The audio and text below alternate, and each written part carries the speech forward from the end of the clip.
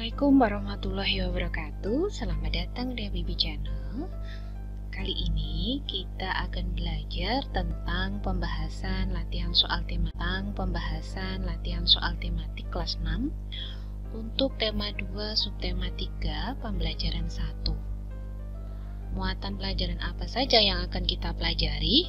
Yang pertama adalah IPS KD 3.4, Bahasa Indonesia KD 3.4, dan IPA KD 3.3. Kita langsung saja pada latihan soal untuk muatan IPS. Sikap cinta tanah air dinamakan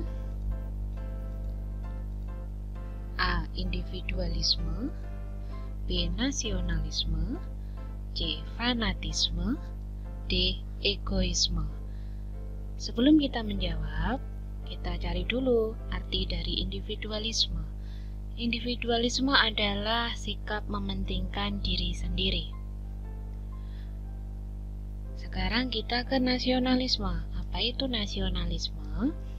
Nasionalisme adalah paham kebangsaan yang mengandung semangat cinta tanah air.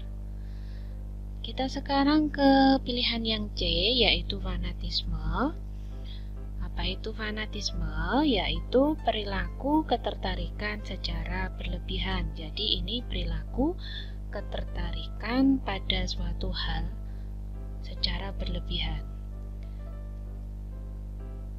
Yang D, egoisme, yaitu sikap bertindak sesuai keinginannya. Biasanya kita sebut dengan egois. Nah, berarti sikap cinta tanah air dinamakan yang mana jawabannya? Yaitu yang B, nasionalisme. Soal nomor 2. Proklamasi kemerdekaan Indonesia disampaikan oleh Presiden. Dari itu, Presiden Soekarno disebut sebagai seorang A. Narator, B. Proklamator, C. Orator, D. Diktator. Apabila Soekarno memproklamasikan kemerdekaan, maka beliau disebut sebagai B. Proklamator. Yang ketiga, menjaga persatuan dan kesatuan merupakan kewajiban. Kewajiban siapa menjaga persatuan dan kesatuan? Ya, kewajiban seluruh bangsa Indonesia. Kita langsung ke soal nomor 4. Proklamasi sebagai alat untuk mengangkat harkat, martabat, dan derajat bangsa Indonesia dengan pengakuan telah merdeka dan terbebas dari siapa kalau kita sudah merdeka? Dari penjajahan. Yang kelima, tanda bahwa perjuangan bangsa Indonesia dalam melawan penjajahan telah sampai pada puncaknya dan telah mencapai kemerdekaan, yaitu Proklamasi Kemerdekaan Indonesia. Kita masuk ke nomor 6. Pengakuan Indonesia telah merdeka dan terlahir kembali sepenuhnya tanpa penjajahan, baik secara titik-titik dan titik-titik, yaitu secara de facto dan juga secara de jure. 7. Jelaskan maksud dari bersatu kita teguh, bercerai kita runtuh. Tentunya slogan ini sudah tidak asing lagi bagi kita.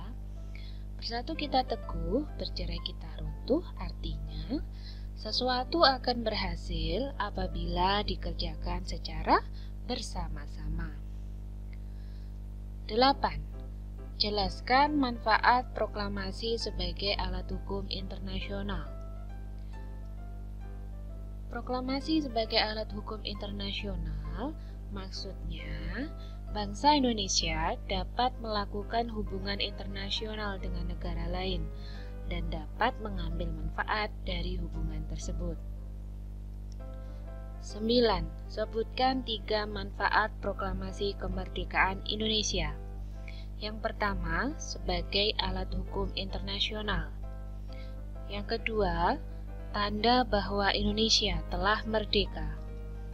3. Sebagai tonggak sejarah baru Indonesia. Soal yang terakhir untuk muatan IPS, mengapa kita harus menjaga persatuan dan kesatuan bangsa? Agar tujuan nasional segera tercapai. Selain itu, apa tujuannya? Yaitu agar negara kita aman, tentram, dan juga damai. Muatan IPS sudah selesai sampai 10 nomor. Kita masuk pada muatan bahasa Indonesia KD 3.4. Soal nomor 1.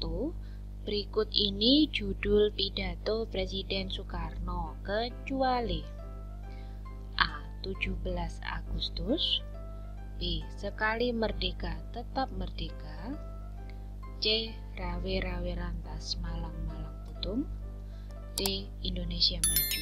Kecuali berarti yang bukan. Jawabannya adalah D. Indonesia maju.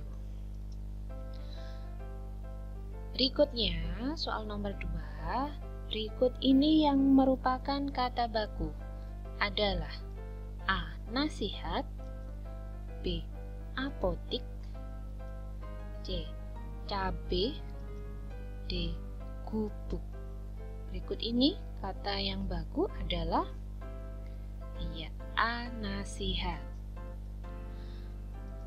Soal nomor 3. Untuk menanyakan tokoh atau nama orang menggunakan kata tanya, biasanya kita kalau menanyakan nama seseorang menggunakan kata tanya apa? Iya, siapa? Nomor 4, judul pidato terakhir Presiden Insinyur Soekarno adalah jangan sekali-kali merupakan sejarah. Nomor 5, kata tanya di mana? Untuk menanyakan, tentu saja kalian pasti sudah tahu. Jawabannya adalah tempat. Nomor 6, pidato Presiden Soekarno yang berjudul Jangan Sekali-kali Melupakan Sejarah disingkat jas merah. 7, judul pidato Presiden Soekarno yang disampaikan hari Sabtu tanggal 17 Agustus tahun 1946 adalah sekali merdeka tetap merdeka.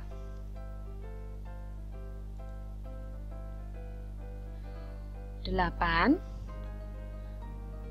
mengapa membuang hasil positif di masa lampau tidak mungkin dilakukan? Karena kemajuan yang kita miliki sekarang adalah akumulasi daripada hasil-hasil perjuangan di masa lampau. 9. Sebutkan judul-judul pidato Presiden Soekarno. Yang pertama 17 Agustus, yang kedua sekali merdeka tetap merdeka, yang ketiga rawe-rawe rantas malang-malang putung. 10. Selain berisi pidato kenegaraan, Soekarno juga selalu mengingatkan bangsa Indonesia tentang sejarah bangsa Indonesia. Apa maksud sejarah bangsa Indonesia? Maksudnya yaitu kita harus tahu siapa bangsa Indonesia itu dan apa yang harus dilakukan bangsa Indonesia untuk mempertahankan kemerdekaan dan persatuan.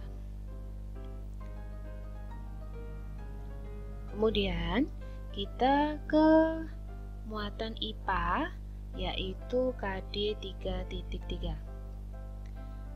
Soal yang pertama, hewan di bawah ini hidup berkelompok kecuali berarti yang bukan.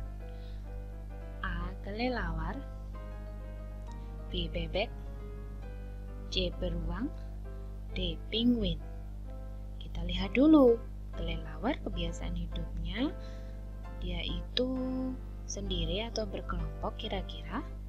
Iya, dia itu sering berkelompok. Sekarang kita ke hewan yang kedua atau B, bebek. Sering kita tahu kalau bebek itu hidupnya juga berkelompok. Biasanya petaninya itu mengiring bebek-bebek ke kandangnya. Bebeknya itu dalam jumlah yang sangat banyak. Yang C, beruang, biasanya hidupnya tidak berkelompok.